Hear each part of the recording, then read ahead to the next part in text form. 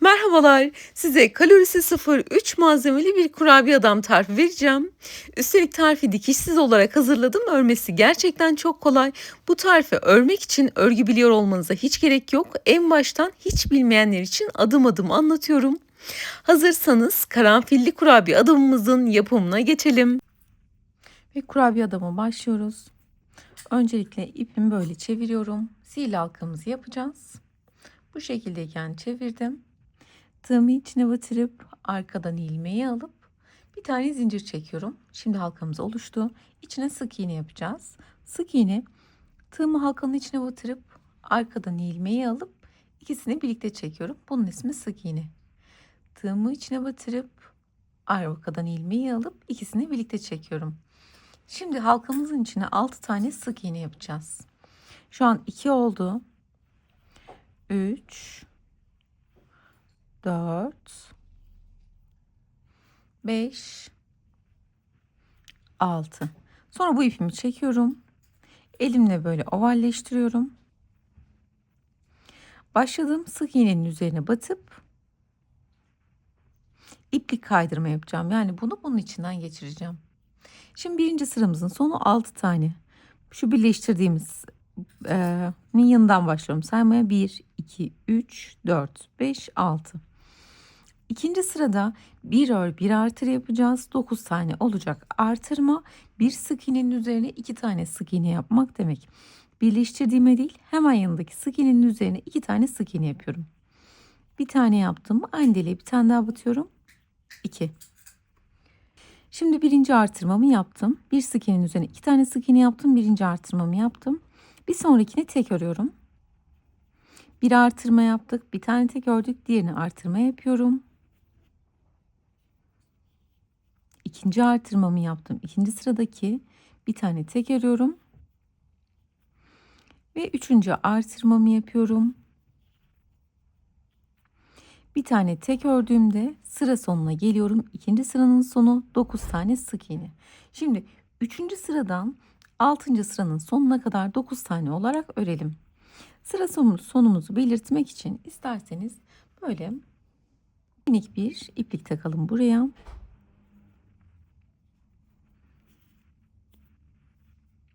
Şimdi devamında buraya taktım işaretleyicimi. Devamında artırma eksiltme yapmadan sırası gelen ilmeğimin üzerine sık iğne yapıyorum. Bakın bu şekilde sadece bu şekilde dönerek sık iğne yaparak dönerek örüyoruz. Şu an 3. sıranın sonundayım. 6. sıranın sonuna kadar. Sıra sonuna geldim. Yandaki bakın hizasına geliyorum. Buranın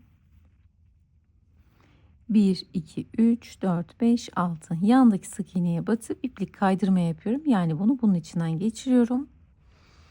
2 tane zincir çekelim ve kopartalım. Şimdi kolumuzun bir tanesi hazır. Diğer kolumuzu da yapalım. Şimdi ben diğer kolunu da yaptım, bacaklarını da yaptım. Böyle her şeyini hazırlayacağız. Dikişsiz bir şekilde kafası bitireceğiz. Dikiş tarifi çok çok kolay.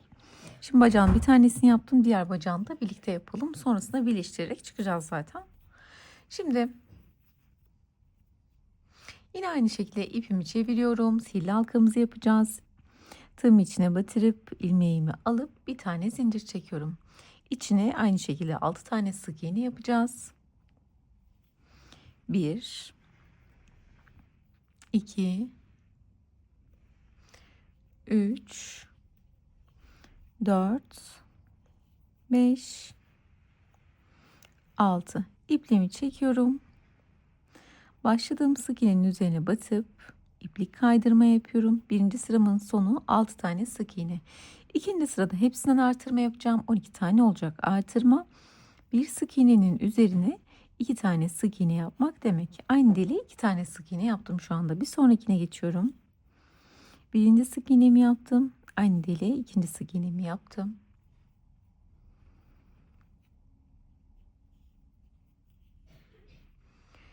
Üçüncü artırmamı yaptım. Bir sonrakine geçiyorum. Dördüncü artırmamı yaptım. 5. artırmamı yaptım. Ve 6. artırmamı yaptığımda sıra sonuna geçiyorum. Şu an etrafının sayısı 12 tane sık iğne. Böyle işaretleyicimi taktım. Buraya sıramızın sonunu bilmek için. Şimdi artırma eksiltme yapmadan 6. sıranın sonuna kadar bu şekilde her sıranın ilmeğin önüne gelen yere sadece sık iğne yaparak devamında dönerek öreceğiz. Dediğim gibi 6. sıranın sonuna gelene kadar.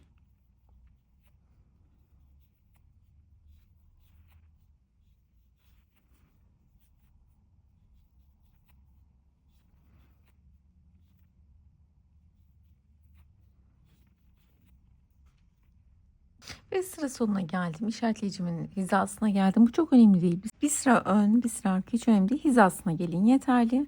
Şimdi ben diğerini ördüğüm için artık bacaklarını birleştireceğim. Siz de birinciyi yapın, kopartın. Yine aynı şekilde 2 tane zincir çekip yandaki iplik kaydırma ile birleştirip sonra 2 zincir çekip kopartıyoruz. Sonra ikinciyi yapın. Ben şu an ikinciyi yaptım.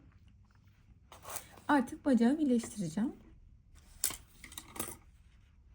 Bacağımızın arasına bir tane zincir çekelim. Buradaki herhangi bir yerine böyle şuraya batıyorum.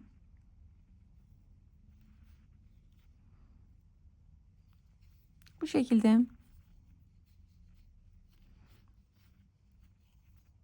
Bir sonraki yere sık iğnemi yapıyorum. Artık üzerine öreceğim dönerek.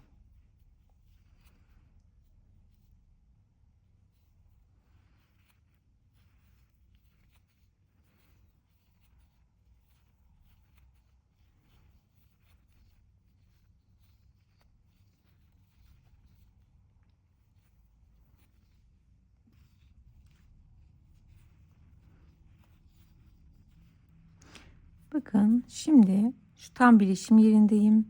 Buraya batıyorum. Bir tane orta kısma batıyorum. Sonra sıradaki yerime batıyorum.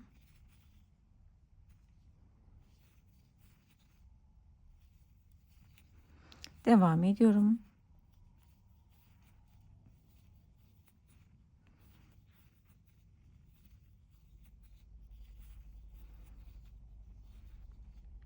Şu an biz 7. sırayı yapıyoruz. 3, 6, 7.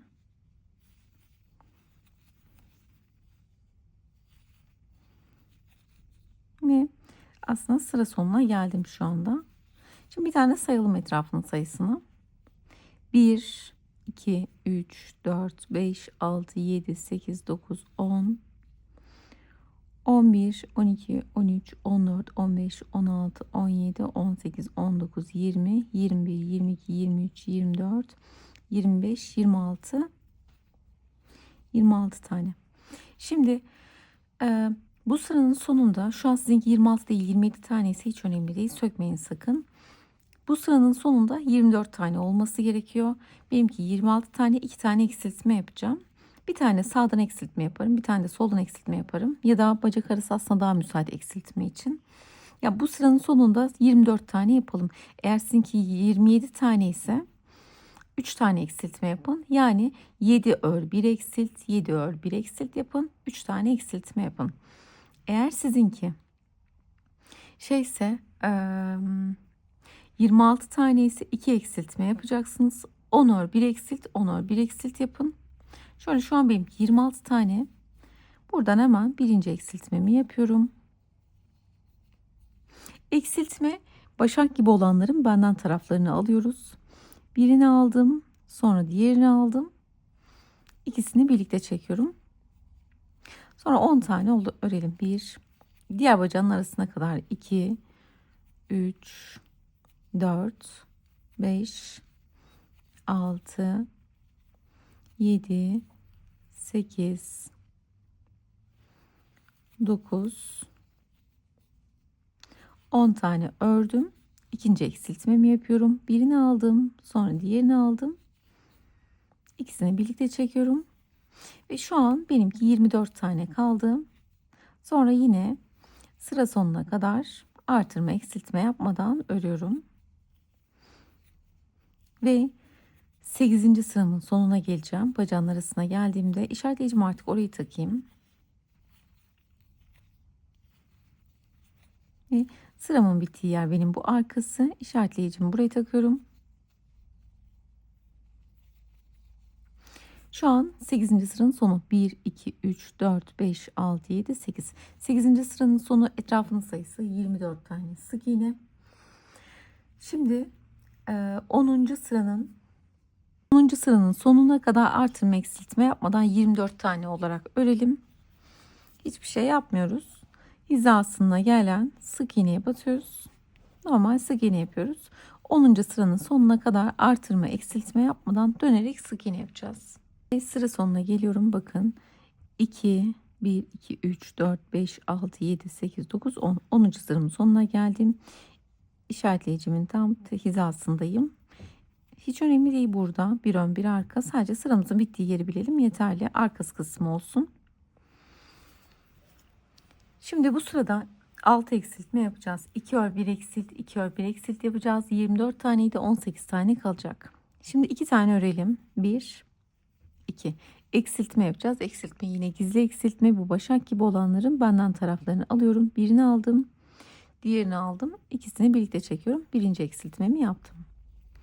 2 tane örüyorum. 1, 2. Birini alıyorum. Sonra diğerini alıyorum. İkisini birlikte çekiyorum. 1, 2 tane örüyorum. Üçüncü eksiltmemi yapıyorum. 2 tane örüyorum. Dördüncü eksiltmemi yapıyorum. 2 tane örüyorum. Beşinci eksiltmemi yapıyorum.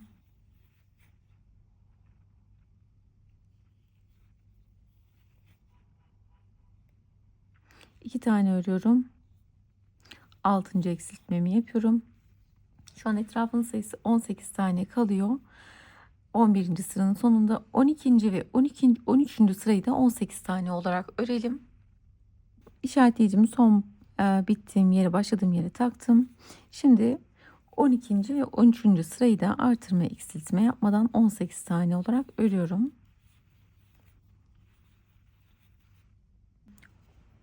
2, 4, 6, 8, 10, 12, 13. 14. sıraya geçiyoruz. 14. sırada 4 ör 1 eksilt yapacağız. 18 taneydi. 3 eksiltme yapacağız. Bu sırada 15 tane kalacak. Birinci eksiltmemi yapıyorum. 1, 2, 3, 4 tane örüyorum. İkinci eksiltmemi yapıyorum. 1, 2, 3, 4 tane örüyorum. Üçüncü eksiltmemi yapıyorum. Sonra 1, 2, 3, 4 tane dediğimde sıra sonuna geliyorum. Etrafının sayısı 15 tane kalıyor. Orta kısmı artık daha fazla küçülmeden bacaklar için elyaflarımızı yerleştirelim.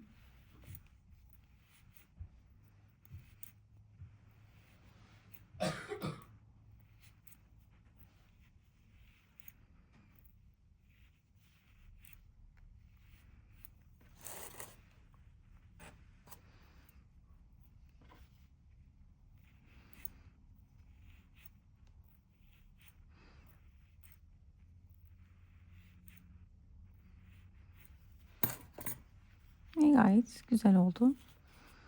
Şimdi 15. sıraya geçiyoruz. Bu sırada kolları birleştireceğiz artık.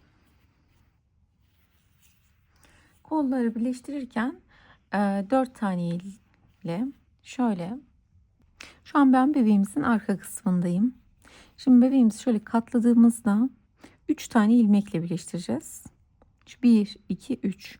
Bu 3 taneli kolu birleştireceğiz ve böyle tam ortada olsun. Böyle katladığımızda tam orta olsun. Şu 1, 2, 3. O yüzden böyle hizalayabilirsiniz. Kolumuzu alıyorum.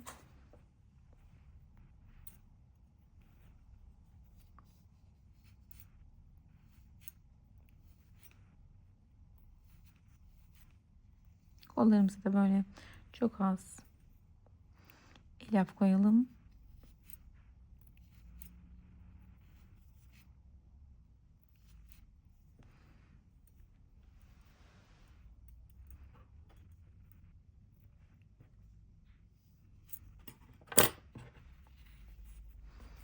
Şimdi şu ipin içine verelim.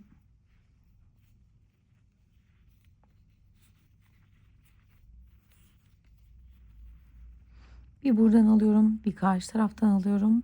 Bir tane bebekten alıyorum.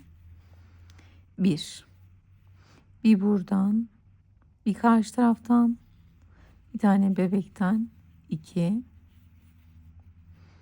Bir tane buradan, bir karşı taraftan, bir de bebekten batıyorum. 3. Böyle kolumuzu birleştirdik. 4 tane örelim.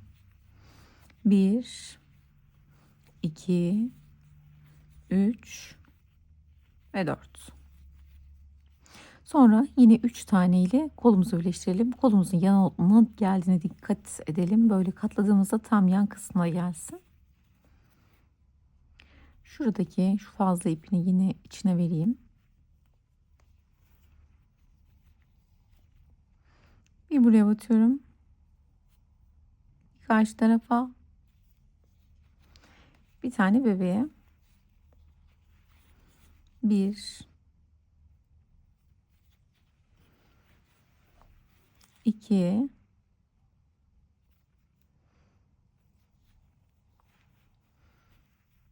ve 3. Daha sonra 4 tane ördüğümde sıra sonuna geleceğim.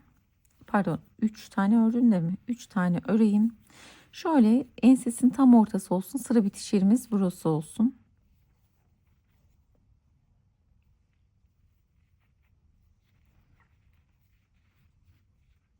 Kafasını çünkü takibini daha rahat yaparız. Şu an 15. sıranın sonuna geldim. Sayımız değişmedi. Etrafının sayısı hala 15 tane. 15 tane ile kolu birleştirdik. Ensenin tam ortasına koydum, işaretleyicimi koydum. Şimdi 16. sıraya geçiyoruz. Bu sırada 3 eksiltme yapacağız. 12 tane kalacak sıranın sonunda. 3 ör 1 eksiltme yapacağız. Şimdi birinci eksiltmemizi yapalım. 3 tane örelim. 1, 2, 3. İkinci eksiltmemi yapıyorum. 3 tane örüyorum. 1, 2, 3. Üçüncü eksiltmemi yapıyorum.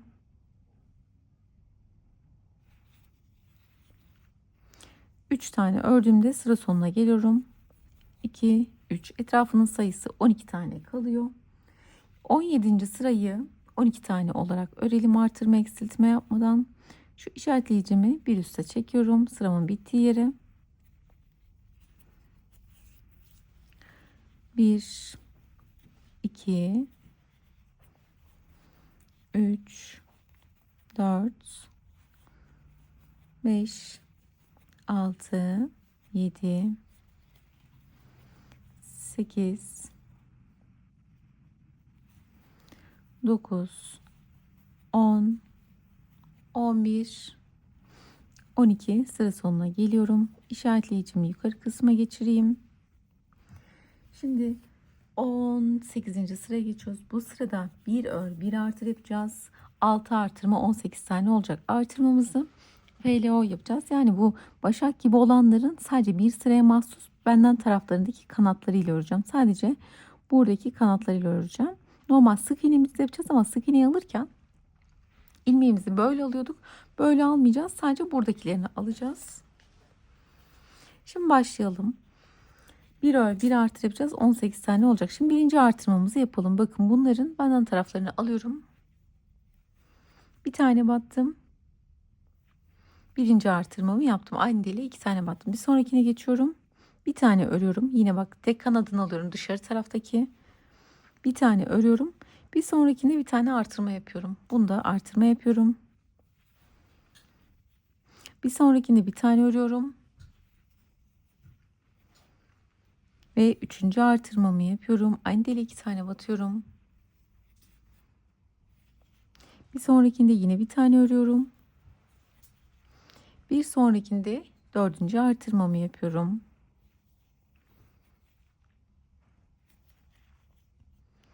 Bir tane örüyorum. 5. artırmamı yapıyorum. Bir tane örüyorum. 6. artırmamı yapıyorum. Bir tane ördüğümde sıra sonuna geliyorum. Etrafının sayısı 18 tane sık iğne yapmamızın sebebi bakın böyle kafa için daha kolay bir şekilde etrafa açılabilmesiydi. O yüzden ne yaptık? Bu sıraya mahsus bu üstlerindeki ilmeklerin sadece dış taraftaki ilmekleriyle ördük. Şimdi artık ensemiz buradan çene kısmı için açıldı. Devamında normal ilmeğimizi her zamanki gibi alacağız. İşaretleyicimi bir üst kısma geçiriyorum.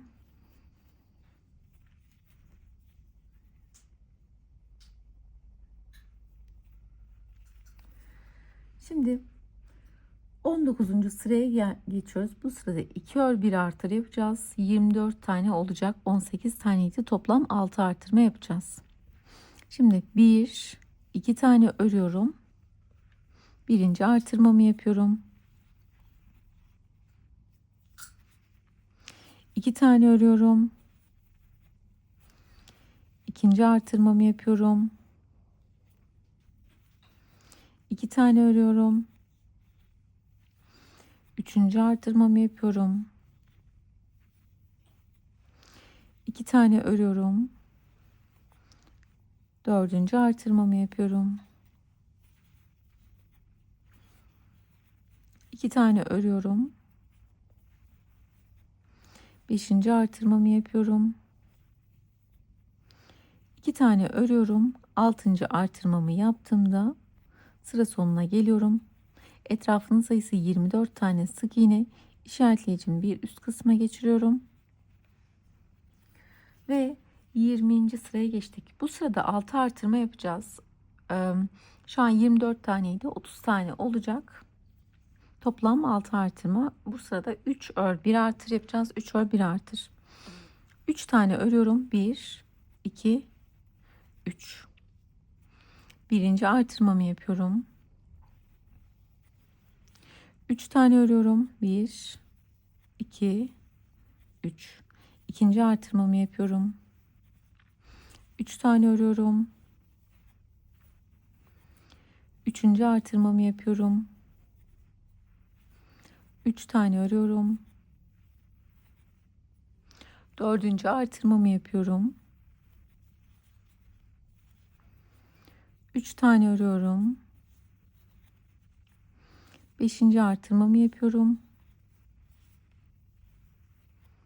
1, 2, 3 tane örüyorum. 6. artırmamı yaptığımda sıra sonuna geliyorum. Etrafının sayısı 30 tane sık iğne oluyor. İşaretleyicimi bir üst kısma taşıyorum. Şimdi ben kurabiye adamımızın bakın istediğim çapına geldim kafası için. Artık artırma eksiltme yapmadan dönerek öreceğiz. Kaç sıra boyunca? 21 ile 26. 21, 22, 23, 24, 25, 26 toplam 6 sıra boyunca artırma eksiltme yapmadan şimdi dönerek örelim. Bu artırma yapmadığımız için böyle artık etrafı açılmayacak, yukarı doğru kalkacak ve bebeğimizin yüz kısmını oluşturacağız. Şimdi ben 6 sıra boyunca artırma eksiltme yapmadan ördüm. Şu anda 26. sıranın sonundayım. Bu şekilde saydığımızda 26. sıranın sonundayım. Hizasına geldim. İşaretleyicimi buraya takalım. Artık yüzü için oluştu. Bu arada vidalı gözlerimin yerlerini belirledim. Bunun için de çeneyi şu açtığımız yerden sayabilirsiniz. Bu ilk artırma yaptığımız yer. 1, burası 1, 2, 3, 4, 5, 6. Altıncının çizgisine taktım. Arasında 1, 2, 3, 4 tane var. Beşinciye de taktım. 1, 2, 3, 4 tane arasında delik var tam. Ve bu şekilde boynu ortalayacak şeklinde taktım. Vidalı gözler bu şekilde geçiriyoruz. Sonrasında arkasının kapağını takacağız. Böyle minik kapakları var.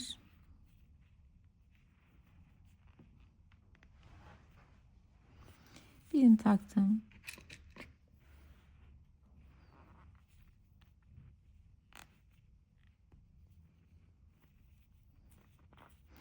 Evet, tamamdır. Şimdi artık kafayı kapatacağız. 27. sıraya geçiyoruz. Bu sırada 3 ör 1 eksilt yapacağız. 30 taneydi. 24 tane kalacak. Birinci eksiltmemi yapıyorum. Toplam 6 eksiltme yapacağız. Birinci eksiltmemi yapıyorum. 3 tane örüyorum. 1, 2, 3. İkinci eksiltmemi yapıyorum. 3 tane örüyorum. 1, 2, 3. Üçüncü eksiltmemi yapıyorum. 3 tane örüyorum. 1, 2, 3. Dördüncü eksiltmemi yapıyorum. 3 tane örüyorum. Beşinci eksiltmemi yapıyorum. 3 tane örüyorum. 1, 2, 3. Altıncı eksiltmemi yapıyorum. 3 tane ördüğümde sıra sonuna geliyorum. 1, 2 ve 3. Etrafının sayısı 24 tane sık iğne kalıyor 27. sıranın sonunda. Ve şu an daha fazla kafa kapanmadan ben şu özellikle gövdedeki kısma biraz daha elyaf yerleştirmek istiyorum. İpmiş. Böyle kalın iplerimi falan da bazen bebeklerin içine koyduğum oluyor benim.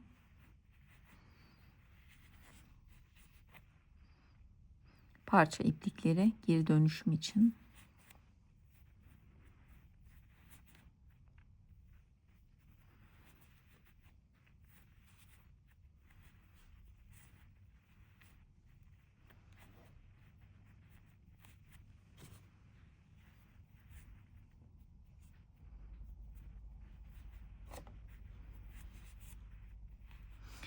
Ve şimdi 28. sıraya geçiyoruz. Bu sırada 2 ör 1 eksilt yapacağız. 24 taneydi. 18 tane kalacak. Toplam 6 eksiltme yapacağız. Birinci eksiltmemi yapıyorum. 2 tane örüyorum. 1, 2. İkinci eksiltmemi yapıyorum. 2 tane örüyorum. Üçüncü eksiltmemi yapıyorum. 2 tane örüyorum. Dördüncü eksiltmemi yapıyorum. 2 tane örüyorum. Beşinci eksiltmemi yapıyorum. 2 tane örüyorum.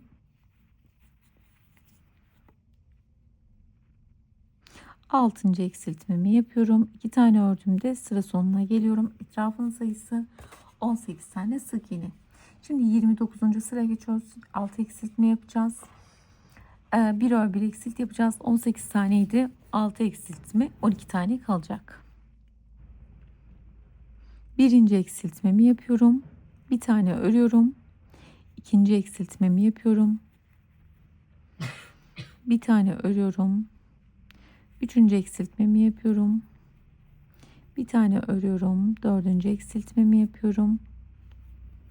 Bir tane örüyorum. Beşinci eksiltmemi yapıyorum. Bir tane örüyorum. Altıncı eksiltmemi yapıyorum. Bir tane ördüğümde sıra sonuna geliyorum. Şuradaki şu ip elyafları da koymak istiyorum birazcık. Yüz olduğu için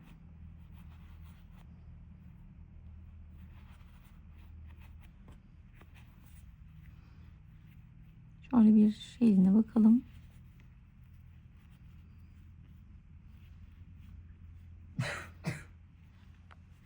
Şimdi 30. sıraya geçiyoruz. Bu sırada 6 tane eksiltme yapacağız. Birinci eksiltmemi yapıyorum. Hemen yanından ikinci eksiltmemi yapıyorum. Hemen yanından üçüncü eksiltmemi yapıyorum. Dördüncü eksiltmemi yapıyorum. Beşinci eksiltmemi şöyle yapıyorum. Birinciyi aldım, ikinciyi aldım, üçüncüyü aldım. Üçünü birlikte çekiyorum. Altıncı eksiltmemi de aynı şekilde 1, 2, 3. Üçünü birlikte aldım. Sonra 2 tane zincir çekelim. Keselim. Bunu çıkartalım. Arka tarafına geçiyorum. Bebeğimin şu orta tepe kısmından çıktım. Bakın bu ipliğimi buradan geçiriyorum.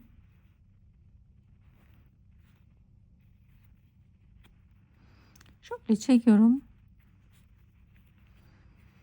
Sonra bunu buraya bir tane sabitleyelim. Şöyle. Daha sonra ve bebeğimizin kurabiye adamımızın oluşmuş oluyor. Ve ağzını nasıl yapacağız? Bir tane iplik alıyorum kendime.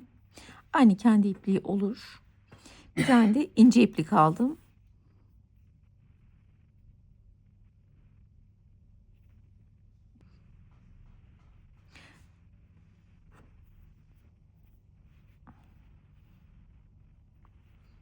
İğneyle yapacaktım. İğneyle yapmak daha mantıklı göründü. Sanki bu çünkü çıkartacak bir şeyleri. Ve uçlarını iğneyle düğümlemedim. Buradan batıyorum. İstediğim ağzı şöyle ne kadarından vereceğim. Şöyle gayet güzel.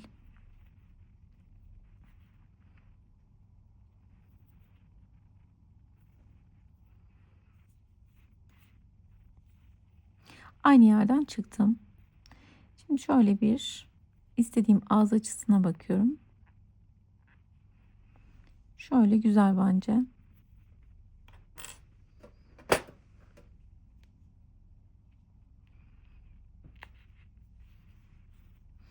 Burayı birbirine bağlayalım.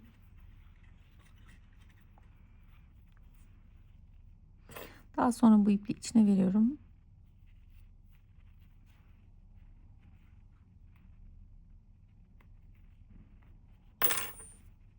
Sonra ince ipliğimi alıyorum.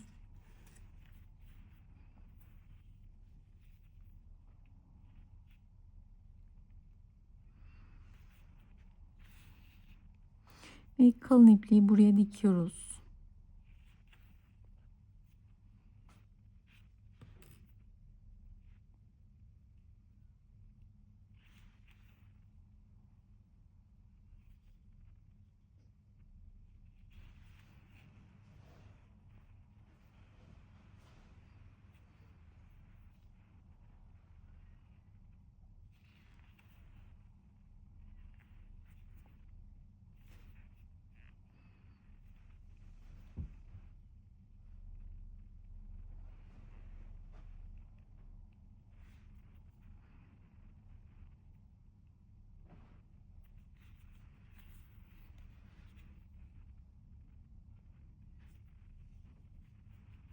Şimdi buraya minicik bir bağlayacağım ve yok edeceğim. Zaten ipimiz ince olduğu için orlon kolay gömer. Benim gibi yapmayın. Şu an çok kötü düğüm yaptırdım buraya. Da veririz içine. Bir şey olmaz.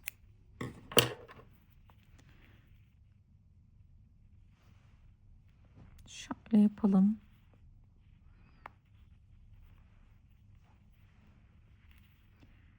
Tamam.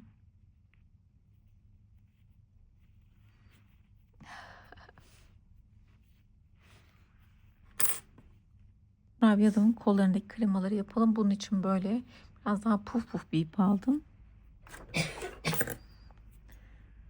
Ortalama 15 santim kadar iplik kesiyorum.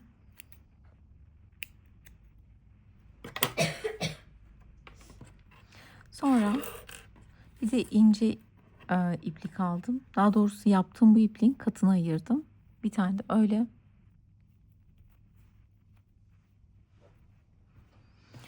Şöyle sarıyorum. Arka kısmından başlayalım yapmaya. Şöyle yalandan bağlıyorum bir tane. Ve zikzakımı şu şeyde oluşturmak istiyorum. 4. sıra. Bakın 1, 2, 3, 4. 5. sıra bence müsait. Böyle bir delikten batıyorum.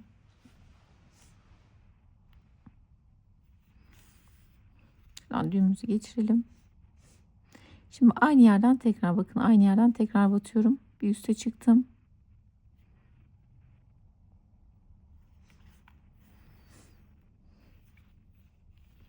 Sonra bu defa bunu buraya getireceğim. Buradan. Sonra bir alta geçiyorum.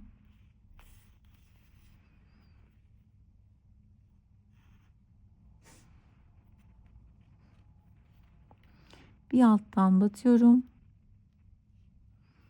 Sonra bir üst. İpi zikzak şeklinde dikiyorum şu anda.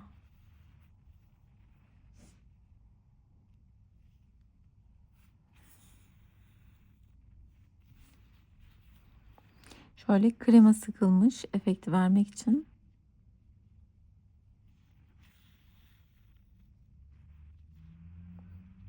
Şöyle biraz düzeltelim. Tekrar yukarı geçiriyorum.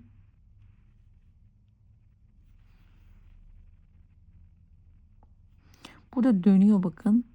Ben şuradan alt sıraya geçeceğim. Çünkü buradan bir üste çıkacak gibi oluyor. Aslında neyse burayı da öyle yapalım. Bir ara kısımdan alt sıraya geçelim. Çünkü ilmeklerimizi dönerek yaptığımız için bir üst sıraya kayıyor.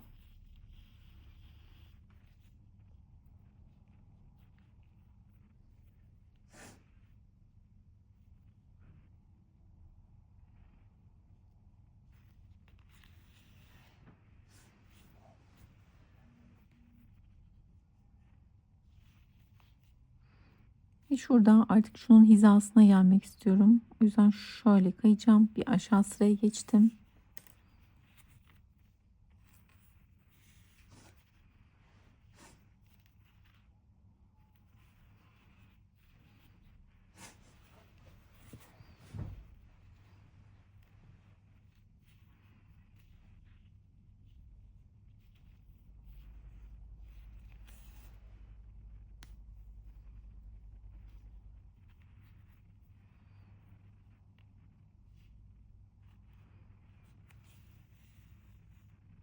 Bakalım bir tane.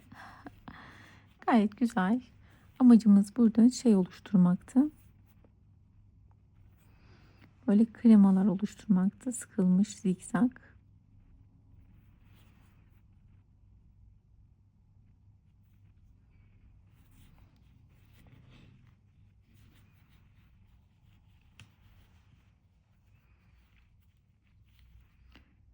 Şimdi burada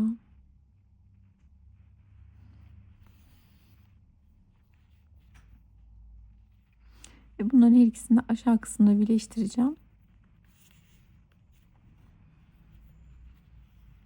Şöyle bu ikisini şimdi birbirine bağlayalım.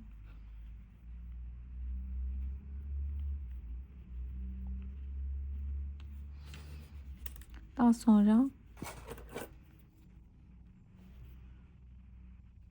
bunların zikzakta ineceği yere bunları şöyle geçirelim.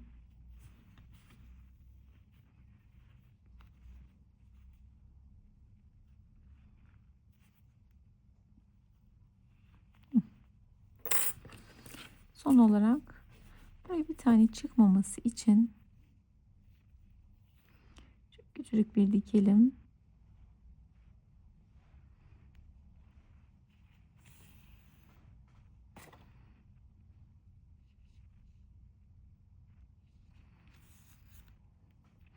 Sonra bunu buraya sabitleyelim.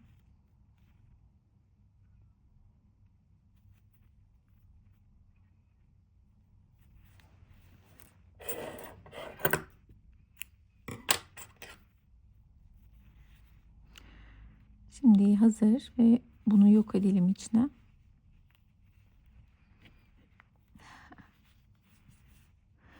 Ve kremamızı çok güzel sıktık.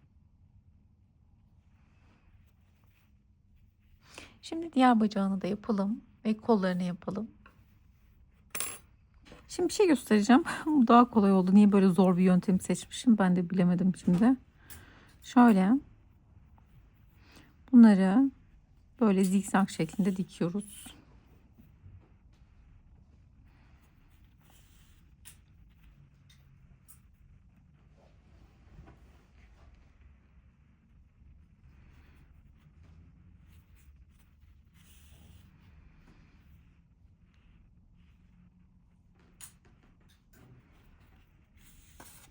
Yani şöyle çok daha kolay oldu. Biraz önceki biraz daha uğraştırmıştı. Ben onun daha güzel olacağını düşünmüştüm çünkü.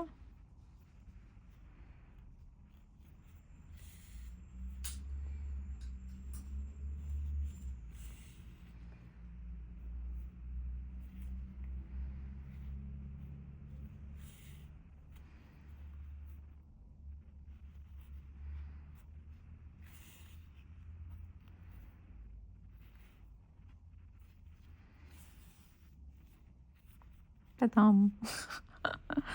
Gerçekten çok daha kolay oldu. Yani siz bilirsiniz, isterseniz böyle yapın, isterseniz böyle yapın. Sanki şundan da daha mı güzel oldu acaba? Şimdi isterseniz burada bitirebilirsiniz. Burada kafasına şey takıp ben birazcık daha süslemek istiyorum bu kurabiye adamı. Bunun için böyle normal şu kullandığım ipimi aldım. Bir parça kestim. Yaklaşık 50 santim kadar kestim. Böyle. Ondan sonra katına ayırdım. 3 katta tek katına ayırdım. İpimi şöyle çeviriyorum. Tığım içine batırıp arkadan ilmeği alıp bir tane zincir çekiyorum. Şimdi yine içine 6 tane sık iğne yapacağız. 1 2 3 4 5 6 bir tane daha yapalım, 7 olsun. Şöyle çevirelim. 7 tane sık iğne yaptım. Başladığım sık iğnenin üzerine batıp iplik kaydırma yapıyorum. Ve bunu buradan geçirelim. Sonra bunu direkt ipimizi iğnemize geçirelim. Ve şuraya bunu buraya dikelim.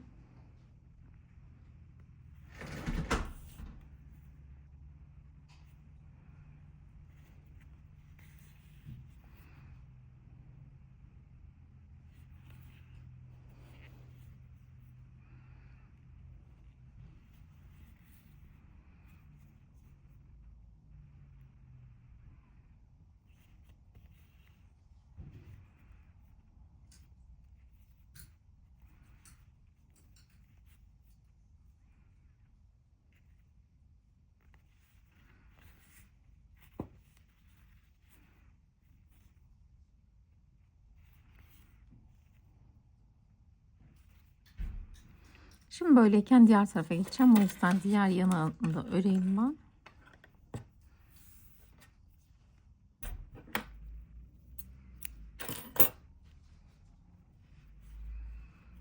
Buradan şu yanak tarafına çıkıyorum.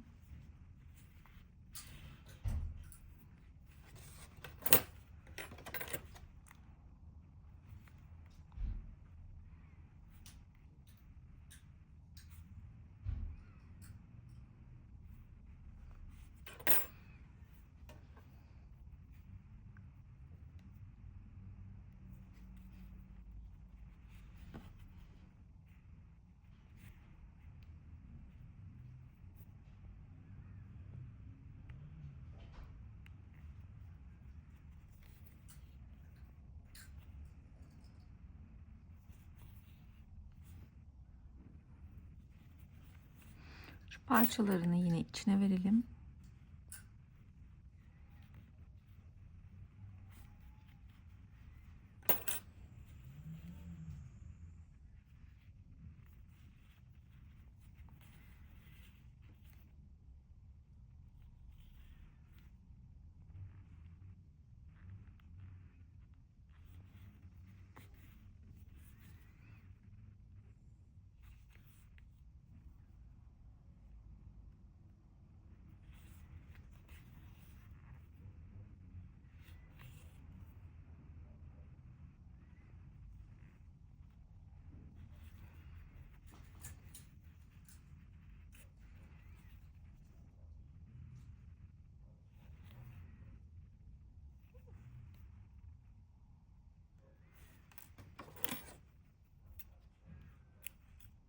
Keselim.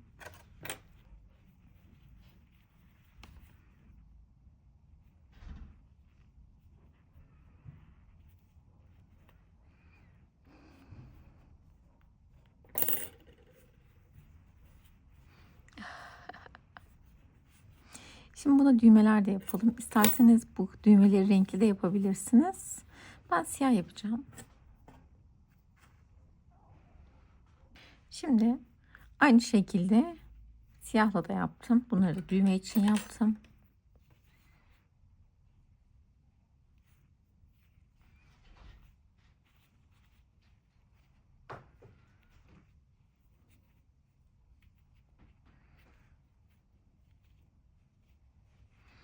Şu bir düğme.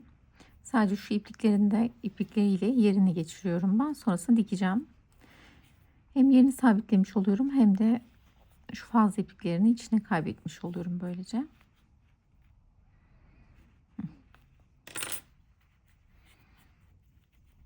Ve şöyle şimdi şunu şurada tutarken elimle bir yandan da dikelim.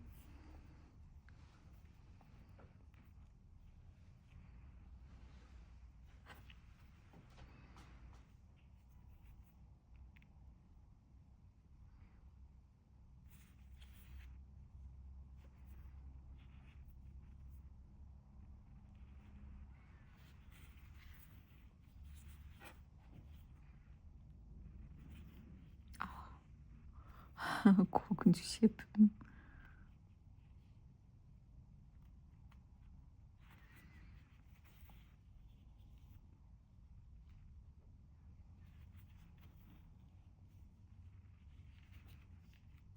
Şimdi şunu da şöyle sabitleyeyim.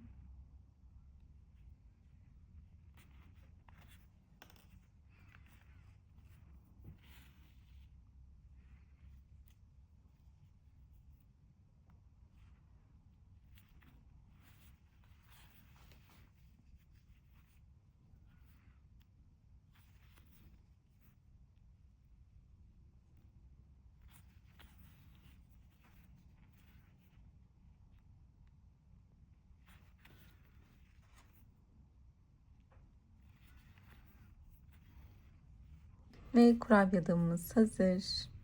Başka isterseniz buna benim sayfamda şey var. Kardan adam yapımı var. O kardan adamın şapkasını da ekleyebilirsiniz buraya. Aynı şekilde kafası boyutu da uyar hem. Bu daha bir yılbaşı konseptine de sokar bunu. Ve son olarak anahtarlığımız için isterseniz elinizde şöyle aparat varsa bunu takabilirsiniz. Yoksa atıyorum yine kahverengi kendi ipimden, şu an ben ucunu göremedim ama şununla gösterebilirim. Ha, buradaymış. Kendi ipiyle şöyle yapabiliriz. Böyle tutarken çeviriyorum. Şöyle ilmeğimi oluşturdum. Sonra bu tepe kısmına batıyorum.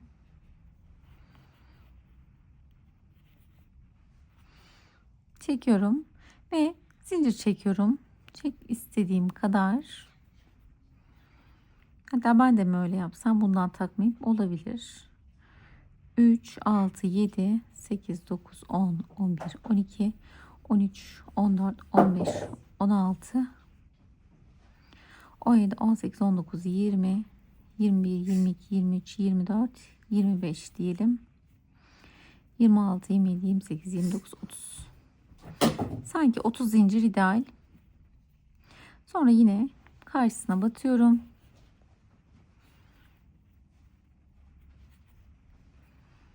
Şöyle bakayım.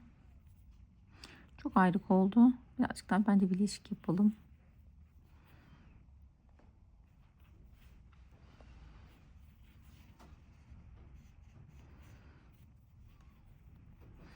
Ve 2 zincir çekelim.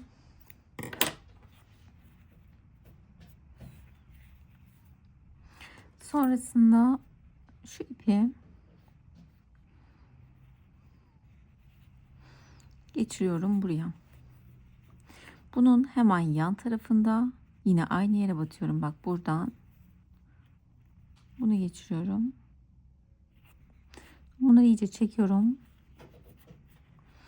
Sonra bunları birbirine bağlıyorum. Aralarında bir tane ilmek var. İyice çektikten sonra böyle sıkıca birbirine bağlayalım.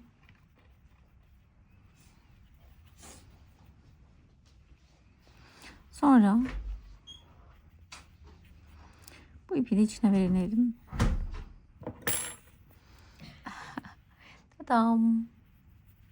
Ben de yapmadım. İsterseniz böyle yapabilirsiniz diyecektim. Zincirle yaptım ben de. Evet, tarifimiz hazır. Ve tarifimizin sonuna geldik. Örmemi istediğiniz her şeyi yorumlara yazabilirsiniz. Ördüklerinizi bana göndermek isterseniz Instagram hesabım Son Oyun Dünyası, bana oradan ulaşabilirsiniz. Kendinize iyi bakın. Başka tariflerde görüşmek üzere. Hoşça kalın.